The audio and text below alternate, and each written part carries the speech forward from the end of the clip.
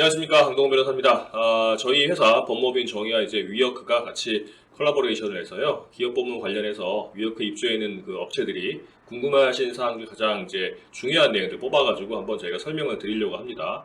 그래서 PPT를 통해서 한번 이제 보시고 스트리밍으로 보시고요. 그러고 나서 이제 관련된 문의 사항이 있으시면 잠시 후에 제 채팅으로 문의를 해주시면 제가 바로바로 실시간 답변 해드리는 걸로 하겠습니다. 그래서 이걸 한번 보시고 이제 문의사항 나중에 하시면 되니까 하시면 될 것 같습니다. PPT를 한번 보시면서 같이 하시면 될 것 같습니다.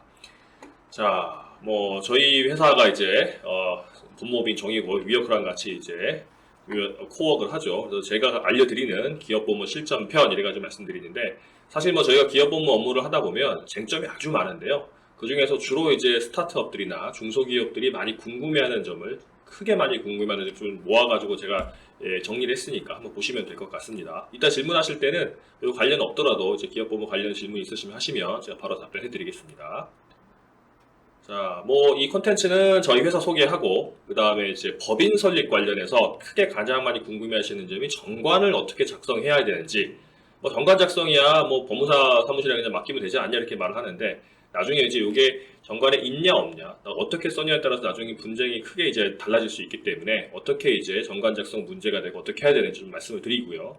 그 다음에 공동 창업 시, 이게 공동 창업 많이 하시죠? 혼자 하시지는 않고 이제 뭐 친구들이나 아니면 코파운데이션 이제 같이 해가지고 하는데, 주주간 계약서를 작성할 때 이제 어떻게 작성해야 되는지, 심지어는 주주간 계약서가 뭔지도 잘 모르는 분도 있더라고요. 그래서 그걸 좀 설명을 드리도록 하겠습니다. 두 번째고, 세 번째는 이제 회사 근로자 관계가 주로 이제 문제가 되는데요.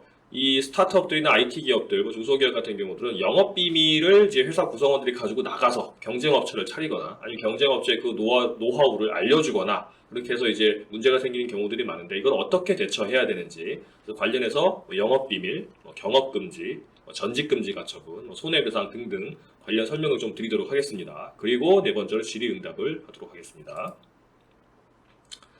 일단 뭐 저희 회사 소개를 먼저 드리면요. 저희 회사 캐치프레이즈가 그겁니다. 최고의 전문성으로 최적의 법률 서비스.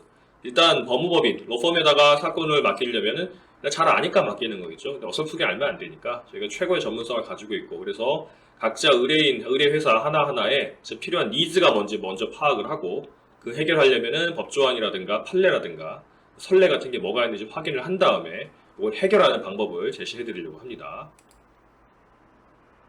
뭐 제 소개하면 이거는 뭐 제가 잘났다 이렇게 하는 거니까 홈페이지 보시면 되고요. 간단하게 말씀드리면 뭐 연대 법대 나와서 연대 대학원 석사 취득하고요. 미국에 잠깐 연수를 갔다 왔습니다. 그리고 사법시험 50일에 이제 합격하고 사법연수원 41기로 수료를 했고요. 서울지방변호사에서 중소기업 특별위원회 고문변호사를 역임했고요. 지금 현재로는 주택도시보증공사 허그라고 하죠. HUG 고문변호사고, 국민연금공단 고문변호사 2개를 맡고 있고요. 저희 회사 대표로 있습니다. 저희 회사 변호사를 소개인데 뭐 잘하는 변호사를 다 모아놨다는 거니까 참고하시면 되고, 자, 저희 회사 성장세 장점, 이거는 뭐 사건도 많이 하고 있고 수임 사건 가액도 많다, 그리고 저희 승소 사례도 많다, 뭐 이런 내용을 하는 거니까요. 이거 참고하시면 되고, 저희가 특별히 뭐 이제 좀 어필할 수 있는 부분은 대형 법무법인도 잘 안 하는 사건인데, 이제 어떤 사건이 주어졌을 때 이제 보통 변호사 한 명 그냥 붙어가지고, 여기 직원이 한 명 정도 붙어가지고 사건 처리하는데, 저희는 한 건이 있으면 개별 사건별로 대표 변호사, 파트너 변호사, 주임 변호사까지 3명이 관여를 하고요. 전담 직원이 또 한 명이 붙습니다. 그래서 항상 이제 한 서너 명도가 항상 붙어서 전담 처리하기 때문에 사건 처리 속도도 빠르고 커뮤니케이션도 빠르기 때문에 그쪽 강점이 있다라고 말씀드리는 거고, 뭐 기타 뭐 중소형 로펌이나 뭐 이제 각 대형이라도 이제 일반적인 이제 뭐 별산제 로펌 같은 경우는 변호사 한 명당 변호사 2~3명당 뭐 직원 한 명 있을까 말까 하고, 변호사 어떤 사건이 주어졌을 때 변호사 1~2명이 붙어서 하는데, 저희는 훨씬 그렇게 더 많은 이제 자원을 투입하기 때문에 결과가 좋다, 이렇게 좀 어필을 하는 거고요. 자, 저희 소개는 다 했으니까 중요한 내용, 법인 설립 관련해서 2가지 주식회사 정관 작성 부분과 이제 주주간 계약서가 문제가 되는데, 먼저 정관 작성에 관해서 좀 말씀을 드리겠습니다. 일단 뭐 관련 조항을 좀 보셔야 되는데, 뭐 많죠. 이거 많은데 제가 요약을 하자면 가장 중요한 상법 조항, 상법이 이제 회사를 이제 관할하는 기본법이니까 상법의 368조와 388조를 보시면 되는데, 이제 주주총회 결의를 어떻게 하는지가 나와 있어요. 그러니까 이 법이나, 그러니까 상법이나 정관에 다른 정함이 있는 경우를 제외하고는, 그러니까 상법에 별도 조항이 있거나 아니면 정관에 따로 정하지 않고서는 출석한 주주의 의결권의 과반수와 발행한 주식 총수 4분의 1로 한다라고 이제 법에 나와 있습니다. 그러니까 정관에 만약에 그 총회, 주주총회 관련해가지고 이제 이 주주총회 의결을 할 때 의사정족수나 의결정수를 별도로 정하지 않으면 이 상법에 따라가야 되는 거죠. 거꾸로 말하면 정관에 다 따로 적용도 됩니다. 예를 들어서 뭐 우리 회사는 이 주주총회 할 때 별도 바꾸고 싶지 않기 때문에 3분의 2가 이제 출석한 주주의 의결권수의 3분의 2가 동의해야 되고 발행주식 총수의 뭐 과반수가 동의해야지만 통과된다. 그렇게 쓰면 그것도 가능한 겁니다. 이제 그런 내용을 쓴 거고요. 그 다음에 상법 388제 보면은 이사의 보수는 정관의 그 액을 정하지 않는 때에는 주주총회 결의로 정한다. 이 말은 무슨 말이냐면 이 회사에 보통 이제 스타트업이나 중소기업들의 이제 설립자들이 이사로 많이 들어가 있죠. 이제 그럼 이사 보수가 문제가 되는데 그냥 이사가 아니라 직원들 같은 경우는 회사에 정해가 주면 됩니다. 근로계약서 정해가지고 주면 되는데 이사의 보수는 주주총회 결의를 정하는 게 원칙입니다. 그런데 정관의 그 액을 정해놓으면 거기에 따라가게 돼 있는 거죠. 이제 그래서 관련 판례를 한번 보시면 밑에 줄친 부분을 보면 정관 등에서 이사의 퇴직금에 관해서 주주총회 결의로 정한다고 규정하면서 퇴직금 액수만 정해놓고 있다면 퇴직금 중간정산에 관한 주주총회 결의가 있었음을 인정할 증거가 없는 한 이사는 퇴직금 중간정산금 청구권을 행사할 수 없다. 이게 무슨 말이냐면 퇴직금 원래 중간정산이 안 되잖아요. 이제 근데 뭐 특별한 사유가 있을 때만 되는데 뭐 이 특별 사유가 있다고 하더라도 이제 고용노동부에서 정한 사유가 있죠. 된다고 하더라도 이사의 퇴직금에 관해서는 정관에 아까 제가 388조 말씀드린 것처럼 정관에 그 액수를 정하지 않은 때는 주주총회 결의로 정한다고 했는데 이 회사 같은 경우는 액수만 이제 주주총회 액수만 정관에 적어놨으니까 이거를 중간 정산이 되는지 안 되는지 되면 절차가 어떻게 되는지가 정관에 없다고 한다면은 그 이사는 퇴직금 중간 정산금 청구를 행사할 수 없다는 겁니다. 그러니까 우리 이제 중소기업이나 스타트업 IT 기업들 같은 경우는 내가 이사인데 퇴직금을 중간에 정산하고 싶다 그러면 미리 정관에 규정해 놔야 돼요. 그러니까 중간 정산 퇴직금 중간 정산 청구권은 원래 안 되는데 예전에 됐었죠. 이제 법이 바뀌어가지고 정확히 말하면 이제 뭐 고용노동부 시행 규칙이긴 한데 그게 법규 명령성이 있는지 없는지 뭐 논의가 좀 있습니다. 근데 그걸 차치하고서라도 그 이제 예외 사유에 뭐 전세금을 뭐 한다든가 집을 산다든가 할 때 뭐 많이 아프다든가 해외로 간다든가 몇 가지 사유가 있죠. 이제 거기 된다 그 사유에 된다고 하더라도 중간 정산을 할 수 있다는 절차 뭐 그 사유에 관해서 정관에 없다 그러면 못 한다는 거예요. 그러니까 미리 적어놔야 된다는 거죠. 그러니까 정관이 그렇게 중요하다는 겁니다. 사례를 좀 말씀드리는 거고요. 그래서 정관이 일단 뭔지를 보셔야 되는데 뭐 회사 뭐 이미 법인 설립하신 분들은 아시겠지만 정관을 만들어야 된다 그러죠. 주식회사 한다 그러면은 앞으로 이제 회사 설립하실 분들도 만들어야 되는 정관이 뭐냐면 그 회사라는 어떤 조직체가 자치적으로 만드는 법규입니다. 법규라는 말이 좀 이상한데 법이 아니고 그냥 규정입니다. 동참 회칙 비슷한 거예요. 근데 그거보다는 조금 더 이제 그 법에 정해진 내용이 있기 때문에 강도가 센 거죠. 자치법규라고 보시면 되고. 상법 288조 보면 주식회사를 설립하면은 발기인이 정관을 작성해야 된다고 되어 있습니다. 발기인이 뭐냐면 이 회사를 처음에 만드는 사람, 자, 만들자 이렇게 이제 으쌰으쌰 해가지고 만드는 사람들이죠. 그런 사람들이 회사의 자치법규를 만들어야 되는데 그 정관에는 뭐 절대적 기재사항, 뭐 상대적 기재사항, 임의적 기재사항 등등등이 있습니다. 뭐 절대적 기재사항은 법에 나온 겁니다. 무조건 정관에 항상 그 내용을 적어라 라는 내용이 절대적 기재사항이고요. 상대적 기재사항은 상법에 이러이러한 내용이 관련되는 게 있으면 적어라 라고 하는 게 상대적 기재사항이고 임의적 기재사항은 그냥 써도 되고 안 써도 되는 사항입니다. 그래서 절대적 기재사항을 보시면 뭐 목적, 상호, 회사가 발행할 주식 총수, 뭐 액면 주식을 발행할 경우에는 한 주의 금액 뭐 등등등이 있습니다. 이거는 그 상업등기부, 회사 등기 때 보면 다 이게 다 나오는 내용이에요. 왜냐하면 상법에 이걸 절대적으로 적으라고 되어 있기 때문에 등기부에도 다 적혀 있습니다.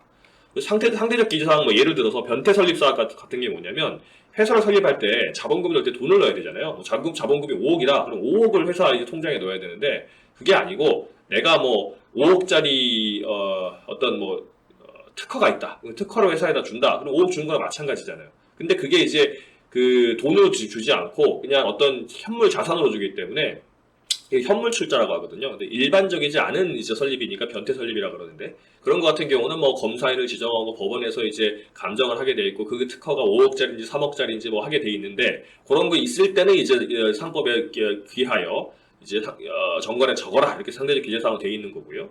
또 하나 뭐 말씀드리면 뭐 종류 주식 같은 거, 그러니까 우선주가 가장 대표적이죠. 그러니까 주식은 다 똑같은 건데 이제 좀 구분을 해놓는 거예요. 그래서 뭐 우선주 같은 경우는 의결권이 없는 대신 주주총회 의결권이 없는 대신 배당을 할 때 우선적으로 먼저 받게 돼 있는 뭐 이런 게 우선주인데 그런 게 있다 그러면은 이제 어떤 내용인지 이익에 우선하는 건지 뭐 배당에 우선하는 건지 아니면 의결권에 우선하는 건지 그런 내용을 쓰고 몇 주나 있는지 쓰라고 돼 있습니다. 그걸 정할 수도 있고 안 정할 수도 있어요. 근데 정한다고 한다면 적어라 뭐 그런 내용들이고요.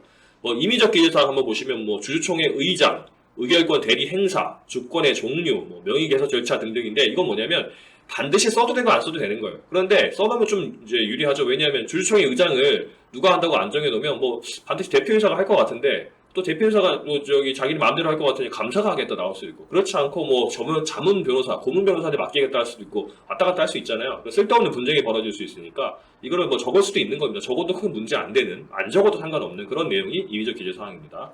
간단하게 개념을 좀 아시고. 그래서 그 이제 법무부에서는요 정관 관련해가지고 주식회사 정관 관련해서 표준 정관을 주고 있습니다. 요즘 뭐 인터넷 좋아져가지고 검색하면 다 나와요. 그런데 그 말 그대로 표준 정관이기 때문에 상법에서 절대적 기재사항으로 적어란 내용을 적어놓고 그다음에 있다면 이제 그 상대적 기재사항으로 이제 임의적 기재사항 같은 것들을 쓰려면 써라 말려 말아 이렇게 돼 있는데 그게 과연 필요한지 안 필요한지 그리고 지금 우리 회사의 상황에서 뭐 지금 설립할 때 아니면 지금 초기인데 아니면 좀 이제 상당히 투자를 받으려고 하는데 이게 필요한지 안 필요한지 어떻게 적어야 되는지 잘 모르는 경우들이 있어요. 이거는 이제 그 전문가 변호사 도움 받아가지고 하시면 되겠죠. 이제 뭐 표준 정관 간단하게 보시면 뭐 상호, 뭐 목적, 본전, 지점 아까 절대적 기재사항 나왔던 거 다 적혀 있잖아요. 그런 거 적게 돼 있고요. 빨간 내용 보시면 뭐 주식의 총수, 각종 주식의 내용과 수, 그러니까 각종 주식은 종류 주식을 말하는 거죠. 그다음에 주권의 종류, 주금 납입의 지체, 그러니까 자본금을 넣을 때 좀 늦게 내면 어떻게 하냐? 뭐 이제 뭐 1,000원에 대해서 1원의 비율로 과태금을 지급한다 이런 내용도 있고요. 결의할 때는 이제 아까 보셨다시피 주총 결의는 이제 출석한 주주 의결권의 과반수, 그다음에 발행 주식 총수의 4분의 1로 한다 그랬는데 여기 좀 다르겠죠? 발행 주식 총수의 과반수의 출석으로 그 출석의 의결 과반수, 법하고 좀 다르게 돼 있죠? 근데 법인은 아까 그 정관으로 다르게 정할 수 있다고 그랬으니까 이렇게 정한 거예요. 여기는 이제 과반수. 그러니까 출석 의결 건수의 과반수, 또 그 출석한 주주 의견의 과반수로 이제 의결한다 이렇게 돼 있는 거고요. 의결권 대리 행사는 임의적 기재사항이죠. 보통 대리 많이 할 수 있잖아요. 그러니까 서면으로 어떻게 한다 절차를 좀 적어 놓기도 하고요. 이사 감사를 몇 명씩 한다. 선임은 어떻게 한다. 임기는 보통 3년으로 하니까 보통 3년. 이거 뭐 5년, 10년 해도 괜찮습니다. 그러니까 표준으로 이게 돼 있는 거고요. 대표이사를 어떻게 두고 뭐 이럴 때는 뭐 공동 대표이사를 둘 수도 있고 안 둘 수도 있고 공동 대표이사는 원래 뭐 좀 복잡하게 말하자면 각자 대표이기 때문에 각자 서로 다 할 수 있는데 뭐 협의해서 해야 된다 이렇게 할 수도 있는 거고 또 이사회 결의는 또 어떻게 하는지 적어놓을 수 있고 이런 내용들이 있습니다. 그래서 정관이라고 하는 것은 절대적, 상대적, 임의적 기준사항이 있고 표준 정관이 있지만 전문가 도움을 받아가지고 우리 회사의 상황에 맞는 정관을 만드는 게 맞다라고 하시면 되고요. 근데 정관 작성 관련 팁은 좀 말씀드리면 세금 관련 사항을 근거 규정을 넣는 게 아주 중요합니다. 대표적으로 퇴직금 규정, 그 다음에 임원의 퇴직금 지급 근거, 아까 제가 말씀드린 중간 뭐 정산 같은 거 할 수 있는지 없는지, 한다면 어떻게 해야 되는지, 중간 배당 같은 게 어떻게 되는지, 뭐 이런 것들이 있어요. 직무 발명 보상제도, 뭐 이 인센티브 같은 거 주는 거. 이게 근거가 있어야지만 기업의 성장 속도나 동향에 따라서 합법적으로 회사하고 주고받을 돈 같은 걸 상계한다든가, 세금을 좀 나중에 낼 수 있다든가, 그렇게 합법적으로 절세할 수 있는 방향이 될 수가 있습니다. 그리고 꼭 넣어야 되는 거고요. 그리고 정관 규정은 지속적으로 업데이트해야 돼요. 처음에 딱 만들어놨다고 냅두고 하는 게 아니고 좀 귀찮더라도 하셔야 됩니다. 근데 이게 귀찮죠. 이래 뭐 사업하느라 바빠 죽겠는데 언제 그거 하고 앉았습니까? 그러니까 이제 고문 변호사가 있는 거죠. 변호사한테 이제 고문 계약을 맺고 사건을 맡기시고 이러이러한 내용이 있습니다. 어떻게 해야 돼요? 그러면 저희가 이제 서비스를 해드리는 거죠. 법률 서비스를. 근데 이 정관을 이제 바꾸려고 또 함부로 바꿀 수 없습니다. 상법 433조 보면 주총 결의로 바꿔야 되는데 그거는 출석한 주주 의결권의 3분의 2 이상의 수와 발행 주식 총수의 3분의 1 이상 수로 해야 됩니다. 이건 법으로 정해져 있습니다. 이거 정관으로 못 바꿔요. 정관 변경할 때는 최소 이 정도 이상은 돼야 된다는 거죠, 이제. 그러니까 이거 할 때도 이제 좀 가중 의결을 한 거죠. 이게 정관 변경은 중요한 거니까 이렇게 특별 계류를 거쳐라 이렇게 돼 있는 거고 거꾸로 말하면 처음에 정관 정할 때 잘 정해야지 안 그러면 나중에 주주들끼리 이제 분쟁이 벌어질 수도 있고 정관 변경할 때 또 내가 대주주라고 하더라도 발행 주식 총수의 3분의 1을 가지고 있지 않으면 내 맘대로 정관 변경할 수도 없겠죠, 이제. 그러니까 미리 잘 해야 된다. 나중에 바꾼다고 한다면 적어도 이 정도의 이제 의결권을 확보해야 된다. 이렇게 하시면 될 것 같습니다. 자, 그 다음에 절대적 기재 사항에 이제 뭐 상대적 기재 사항이라든가 임의적 기재 사항이 있는데, 임의적 기재 사항으로 말씀드리는 거죠. 이제 절대적 기재 사항 이외에 정관에 들어가면 좋을 내용으로 가장 대표적인 게 이익 배당 우선주. 아까 제가 말씀드린 그 우선주입니다. 우선주를 발행할지 안 할지, 한다면 어떻게 할지를 이제 내용을 344조의 2의 1항에 따라서 이제 정할 수 있게 되는 거고요. 전환 사채, 보통 CB라고 하죠. 이제 이거를 또 발행할 수 있는지 없는지, 이거 이제 있다고 한다면 정관에 어떻게 정해야 되는지를 법에 규정되어 있습니다. 그래서 정관으로 뭐 전환 사채의 총액이나 전환의 조건, 뭐 주식의 내용, 뭐 청구 기간 등등등이 있습니다. 이거는 전환 사채에 따라 투자받을 때도 CB로 많이 하죠. 이제 전환 사채가 뭐냐면 전환, 주식으로 전환할 수 있는 사채, 회사의 채무입니다.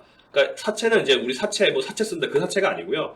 회사가 이게 회사 사자입니다. 회사가 다른 데서 돈을 빌리는데 회사 채무인데 그게 사채라고 하는데, 그거를 그 채권자가 어떤 조건에 따라서 주식으로도 바꿀 수 있다는 거죠. 회사 입장에서는 그냥 돈을 빌리면 그냥 갚는 건데, 이제 전환 사채가 되면 채권자 입장에서는 그 주식으로 바꿀 수도 있고, 만약에 주식이 바꿔진다 그러면 회사 입장에 돈을 갚을 필요가 없죠. 그러면 이제 자본으로 바뀌게 되는 거니까 채무가 줄어들고 이제 그 부채 비율도 낮아지기 때문에 좋은 겁니다. 또 뭐 채권자 입장에서도 일정한 조건이 있죠. 뭐 2년이면 2년, 5년이면 5년 해가지고 연 몇 프로 받기로 되어 있는데, 이 회사가 향후 아주 뭐 성장성이 좋아 보인다. 그러면 뭐 그 이자 뭐 원금 안 받고 그냥 그거 주식으로 바꿔가지고 가지고 있는 게 나을 수도 있으니까 누이 좋고 매부 좋을 수 있죠. 이제 그래서 전환 사채를 발행할 수 있는데 그걸 어떻게 해야 되는 정관에 정할 수 있다. 그래서 미리 정하는 게 좋겠죠. 투자 받기 전에. 좋고. 그 다음에 또 뭐 자기 주식 취득 규정. 그러니까 회사는요, 자기 돈으로 자기 주식을 살 수가 없어요, 원칙적으로. 왜냐하면 자기 돈으로 자기 주식을 사면 회사의 돈이 빠져나가는 거잖아요. 그러면 회사의 이해관계를 가진 사람들, 뭐 채권자라든가, 뭐 주주라든가, 아니면 기타 직원들이 회사로부터 뭐 돈을 받던가 하를 어떤 문제가 발생했을 때 회사에 돈이 없어지면 이제 안 되잖아요. 자본 충실 의무를 위반한다, 뭐 이렇게 말을 하는데, 자기 주식 취득은 원칙적으로 안 되지만 예외들이 몇 개가 있습니다, 이제. 그래서 뭐 이 다음의 방법으로 돼가지고 341조 1항에 보면 자기 명의와 계산으로 자기 주식을 취득할 수 있다. 아마 총액은 직전 결산기 대차 대조표상의 순자산액 남아있는 돈에서 1호 각회 금액 뺀 금액을 초과하지 못한다. 뭐 거래소 그러니까 상장된 주식 경우에는 거래소에 취득하는 방법으로 할 수 있고, 또 주식의 상환에 관한 상환 우선주 같은 게 있을 수 있어요. 먼저 상환할 때 종류 주식 같은 경우는 뭐 균등한 조건으로 취득하는 것으로 대통령 정하는 방법 등등등이 있으면서 요거는 이제 할 수 있는 경우도 있고 절차가 있으니까 여기 맞춰서 미리 해놓는 게 좋을 것 같고요. 왜냐하면 자기 주식 취득을 하게 되면 주식 수가 줄어들게 되면 한 주 가치가 높아지게 되죠. 그럼 주주들이 좋아합니다. 그래서 소각하는 거니까. 그래서 미리 정해놓는 게 좋을 것 같고요. 그 다음에 이사의 책임 한도. 이게 뭐 새로 들어온 조항인데, 상법 400조에 보면 회사의 책임에 대한 감면이 있습니다. 그러니까 어떤 이사가 어떤 일을 하다가 회사에 손해를 끼쳤어요. 뭐 어떤 일을 하다가 잘못해가지고. 그러면 주주 전원이 동의하면 면제할 수 있습니다. 왜냐하면 주주 전원이 이제 회사의 주인이니까. 그런데 정관으로 미리 정하면 최근 1년간 보수 받은 거에 6배, 사회 이사는 3배를 한도액으로 정해가지고 뭘 할 수 있습니다. 예를 들어서 자기가 사고 쳐가지고 회사가 100억 정도 손해를 봤다 라고 하더라도 내 연봉이 뭐 1억이다 그러면 한 6억 범위 내에서만 손해를 책임질 수 있게 미리 정할 수가 있어요. 그러니까 본인이 이사라고 한다면 이게 미리 정해놓는 게 좋겠죠. 이제 다만 뭐 고의 또는 중대한 과실일 경우는 안 된다는 내용이 있긴 합니다. 그래서 미리 정해놓으면 좋은 거죠, 이사 입장에서는. 이런 것도 보시면 될 것 같고, 정관은 그 정도로 보시면 되고요. 그 다음에 법인 설립 관련해가지고 공동 창업 시 주주간 계약서 작성 좀 말씀드리려고 합니다. 공동 창업할 때 많이 하시죠. 근데 그때 주주간 계약서 작성하는 게 좋을 텐데, 먼저 주주간 계약서가 뭔지 보시려면 기업 설립하거나 할 때, 아니면 또 초기 단계에 그러니까 공동 창업자끼리 겸업이나 경업 또는 주식의 처분이나 또 몇 년간 더 일을 해야 된다, 근속 의무나 이사 선임권 간에서 규정함으로써 나중에 분쟁이 발생할 때 미리 예방하려고 작성하는 겁니다. 이게 뭐하고 비슷하냐면, 왜 우리 한국은 잘 없는, 한국도 제도는 있어요. 근데 이제 헐리우드 같은데 이제 돈 많이 번 배우들이나 가수들이 결혼할 때 뭐 부부간의 부부 재산 계약서 작성했다라는 말 들어보셨을 텐데, 이게 뭐냐면, 제가 예를 들어서 뭐 제가 그런 재산도 없지만 한 10억 달러 정도 제가 벌었다. 10억 달러면 얼마입니까? 1조 2천억도 되죠. 가지고 있는데 누군가 결혼했어요. 근데 그 사람은 무일푼이야. 근데 뭐 그 여성분이 이제 그러지 않겠지만, 뭐 만약에 제가 뭐 사고로 죽거나 아니면 이혼하거나 했을 때 그 자산을 좀 뜯어갈 생각으로 결혼했다, 그렇게 한다고 한다면 저의 상속인이나 뭐 저에 대한 채권자 입장에서는 뭐 처음 보는 사람이 와가지고 돈을 가져가는 셈이 되는 거고, 또 헐리우드 같은 데 이혼도 자주 하죠. 그럼 이혼하고 나면 막 이제 재산 분할되고 하면 위자료 주고 나면 뭐 재산이 확 줄어들게 되는 거니까, 그런 걸 막기 위해서 미리 재산 계약을 하는 겁니다. 뭐 우리 나중에 재산 분할이나 뭐 이혼할 때는 요까지만 이제 허용되는 범위고 거기에서 다시 다투고 온다 이렇게 한다니까 적을 수가 있는 거거든요. 주주간 계약서도 마찬가지입니다. 주주끼리 먼저 회사를 만들기 전에 어떻게 하자고 정하는 거예요. 나중에 회사가 돈을 벌면 어떻게 하고, 나중에 주식이 처분하려면 어떻게 하고, 그리고 너는 몇 년 동안 살아야 된다. 뭐 결혼 같은 경우 몇 년 동안 같이 살아야 된다. 이게 사실 뭐 법적으로 무효이긴 하지만 회사는 가능하죠. 이제 몇 년 동안 일을 해야 된다는 가능하는 거니까 그런 걸 정하는 게 주주간 계약서입니다. 상당히 중요한데요. 이걸 한번 살펴보시면 사례를 보시면 2012년도에 유한 킴벌리, 유명한 회사죠. 유한 킴벌리가 주주간 계약에서 이제 의결권 구석 관련해서 분쟁이 있었는데 이 내용을 보면 유한 야겐과 킴벌리 클라크가 1970년도 3월 달에 유한 킴벌리를 설립을 했습니다. 그때는 지분 구조가 유한 야겐 40%, 킴벌리 클라크에서 60% 이래가지고 있었는데 그때 주주간 계약서를 작성을 했었어요. 그때 한국에 그런 거 없었는데, 잘 없었는데, 킴벌리 클라크가 이제 해외 회사다 보니까 이런 게 있었던 모양이죠. 그래서 작성한 내용이 뭐냐면, 유한 킴벌리 이사를 총 7명으로 하는데, 그 중에 3명은 유한 양행이, 4명은 킴벌리 클라크가 선임한다는 내용이 있었습니다. 그러다가 28년이 지나서 1998년에 유한 양행이 원래 40% 지분 중에 10%를 킴벌리 클라크에 넘겼어요. 그러면 지분이 원래 4대 6에서 3대 7로 바뀌었죠, 이제. 그러니까 킴벌리 클라크가 뭘 이제 시도를 했냐면 처음에 4대 6일 때 내가 4명 이사를 가지고 있었는데 이제 70% 가지게 되잖아요. 3대 7이다. 그럼 내가 한 명 이사 더 가져야 된다라고 주장하면서 정관 변경을 하려고 했죠, 이제. 아까 말씀드린 것처럼 3분의 1 이상 참석하고 뭐 3분의 2 이상 동의하고 이렇게 있어야 되는 거였죠. 하려고 했더니 유한양행이 그렇게 될 수밖에 없겠죠. 왜냐면 킴벌리 클라크가 70% 가지고 있으니까 3분의 2가 넘었잖아요. 그러면은 그 상법상은 정해진 정관 변경의 의결권은 완전히 충족한 거니까 자기 마음대로 바꿀 수 있어요. 총회만 열면.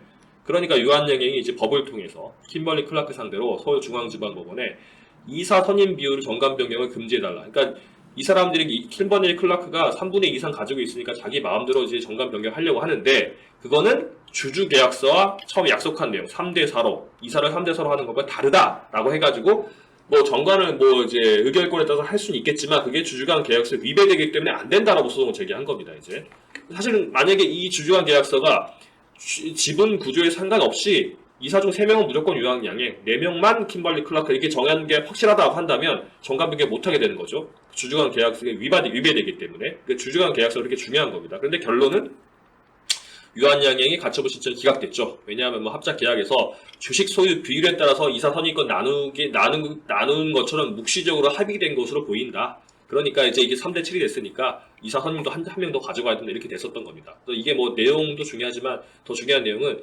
정관을 이제 내가 그 70% 지분을 가지고 있어서 그러면 정관 마음대로 변경할 수 있는데 그렇다고 하더라도 미리 회사 정한 주주 간의 계약서에 위배된다고 한다면 그게 안 될 수 있다는 거예요. 그러니까 주주간 계약서를 미리 하는 게 중요하다라는 예를 좀 보여드리는 거고요.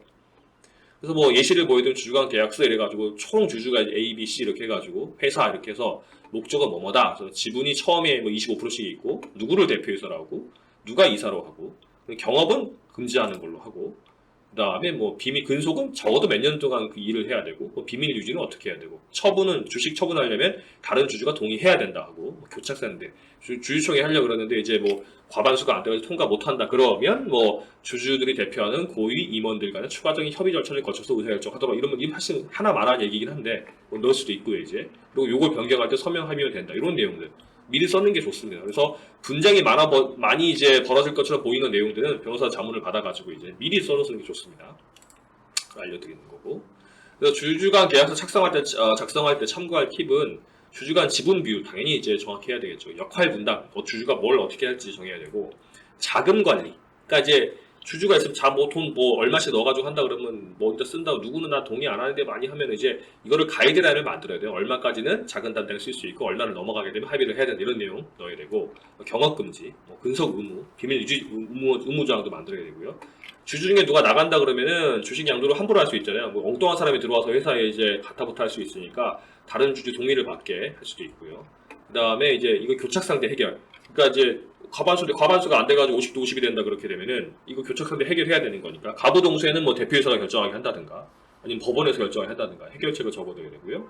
그 다음에 주주간 계약 실효성 확보. 이걸 위배하게 되면 손해배상을 얼마큼 청구할 수 있게 한다든가 그런 내용을 주로 적어 넣어야 되겠습니다. 자, 이제 세 번째로는 영업비밀, 그 다음에 경업금지, 전직금지 가처분 좀 말씀드리려고 하는데요. 영업비밀 관련해서는 뭐 내비게이션 관련 이제 판례가 하나 있는데, 작년에 난 판례입니다. 이게 내비게이션 개발 회사인데, 이게 보니까 뭐 말이 복잡하지만, 어떤 회사가 내비게이션을 개발하고 원천 기술이 있고 이제 개발될 것 같으니까, 거기에 있는 실질적 운영자가 다른 내비게이션 이제 경쟁 회사에다가 그 영업 이제 뭐 필요한 기술 정보들을 이메일로 빼가지고 전송해줬어요. 그래가지고 다른 회사가 개발을 먼저 해버렸는데, 그러는 바람에 이제 원래 개발하려던 A 회사가 손해를 봤다라고 해가지고 손해배상 청구를 한 사안에서 12억 에다가 이제 해가지고 그 빼간 사람, 기술을 빼간 사람, 그 다음에 빼간 회사의 실질적 운영자, 그 다음 빼간 회사와 같이 해가지고 12억을 물어줘라 이런 판단이 났던 사례입니다. 근데 이런 영업비밀 관련해서 가장 문제가 되는 게, 과연 영업비밀이 뭔지가 문제가 됩니다. 영업비밀, 뭐가 영업비밀이냐? 내가 비밀이라고 하면 다 영업비밀이냐? 그건 아니고요. 법에 정해져 있는 게 부정경쟁 방지 및 영업비밀 보호에 관한 법률이라고 나와 있습니다. 부방법이라고 하기도 하고 부정경쟁 방지법이라고 하기도 하는데, 거기 보면 영업비밀이 뭐라고 써 있냐면 2조 2호에 공공연히 알려져 있지 아니하고, 그러니까 비밀성이 있어야 되죠. 그리고 독립된 경제적 가치를 가져야 됩니다. 가져야 되고, 또 비밀로 관리가 돼야 됩니다. 다 그냥 다 뭐 아무 회사 사람 아무나 볼 수 있으면 안 되겠죠. 그래서 그런 생산 방법이나 판매 방법이나 그 밖의 영업 활동에 유용한 기술상 경영상 정보가 영업 비밀이라고 적혀 있습니다. 그래서 이런 영업 비밀을 침해하게 되면 그 법 11조에 의해서는 고의과실로 영업 비밀 침해 행위로 영업상 이익을 침해한 손해를 입히면 손해배상 책임까지 다 규정이 돼 있습니다. 그래서 그 근거에서 아까 저기 내비게이션 사건처럼 이제 12억 정도 물어주게 된 거죠. 그래서 영업비밀 요건을 보시면 총 4가지 정도. 영업을 하는데 필수적 내용이어야 되고요.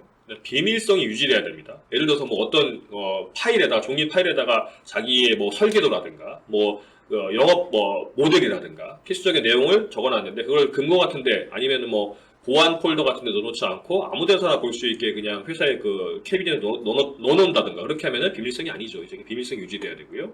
또 이게 영업 비밀이다, 그러니까 내용까지 말할 필요 없지만 이런 내용은 영업 비밀이니까 외부에 알리지 마라 라고 고지해야 되고, 비밀로 보관이 돼야 됩니다. 그게 영업 비밀이 되는 거고요. 이게 이 정도 영업비밀이고, 그 다음에 경업금지 약정은 뭐냐면 쉽게 말하면 경쟁 업체를 만들거나 경쟁 업체에 취업하지 말라는 내용입니다. 그런데 이게 우리나라는 저기 그 영업의 자유도 있고요.